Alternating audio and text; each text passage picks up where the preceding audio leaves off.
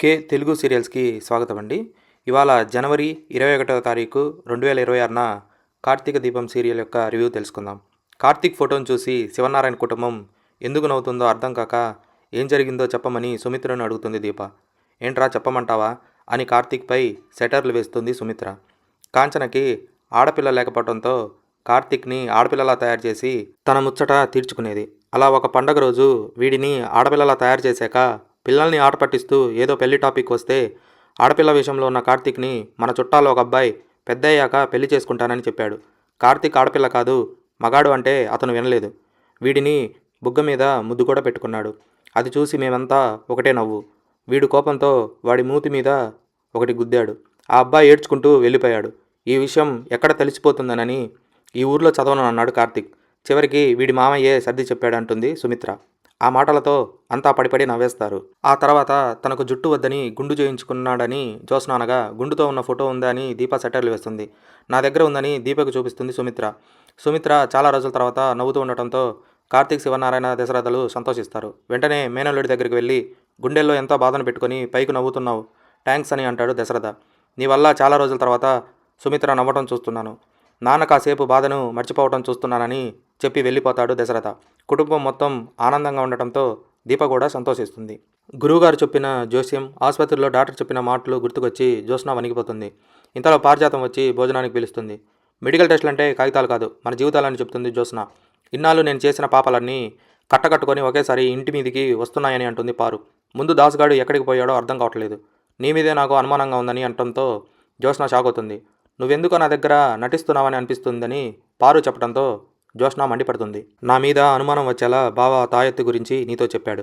నువ్వేమో జరగబోయే ప్రమాదం గురించి మర్చిపోయి అసలైన వారసురాల గురించి, నీ కొడుకు గురించి ఆలోచిస్తున్నావు.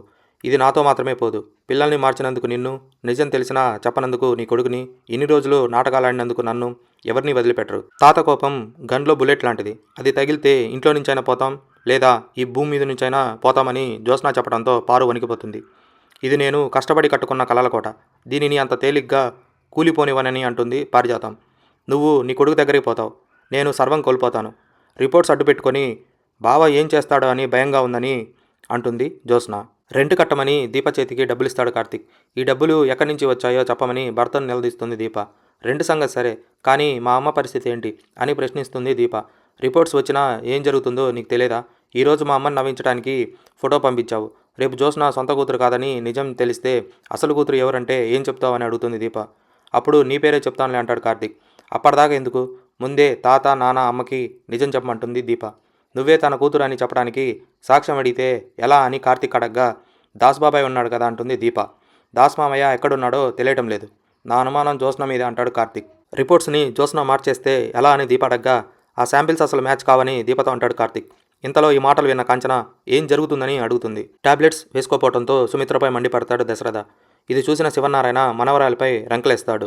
జ్యోత్స్న నా మనవరాలు కాదు, సుమిత్ర కూతురు కూడా కాదని పెద్దాయన అనటంతో జ్యోత్స్న పారులు వణికిపోతారు. నీకు జ్వరం వస్తే మీ అమ్మ నిన్ను ఎలా చూసుకుంటుంది?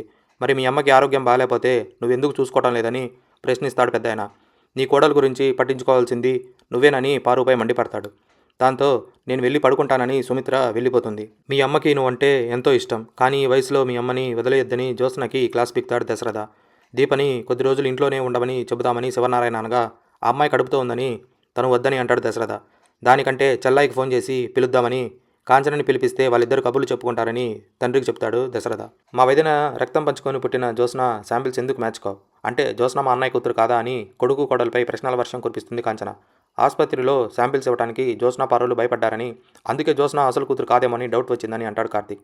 ఇంతలో శివనారాయణ ఫోన్ చేసి కాంచనకి ఇవ్వమని చెప్తాడు. జ్యోత్స్న శాంపిల్స్ గురించి ఏదో చెప్పబోతుండగా తల్లిని కార్తీక్ అడ్డుకుంటాడు. నువ్వు 2 రోజులు మా ఇంట్లో ఉండమని చెబుతాడు. అమ్మే కాదు, మీ ఫ్యామిలీ మొత్తం మా ఇంట్లో కొద్ది రోజులు ఉండమని అంటాడు దశరథ.